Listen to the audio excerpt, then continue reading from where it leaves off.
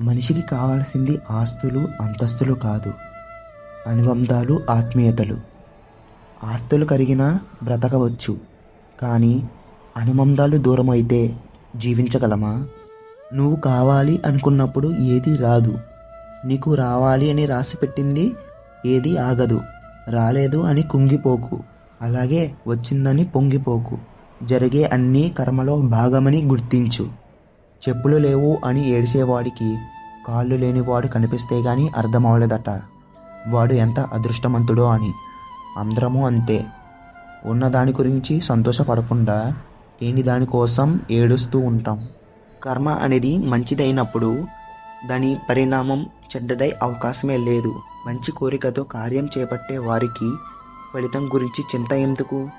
ఎవరైతే పువ్వుల్ని కోస్తారో వారికి ముళ్ళు కూడా ఖచ్చితంగా గుచ్చుకుంటాయి.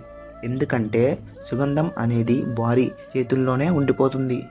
ప్రతి ఒక్కరిలోనూ ఏదో ఒక గొప్పతనం ఉంటుంది. మనకు దానిని చూసే గుణం ఉండాలి. దానిని అభినందించే మంచి మనసు ఉండాలి.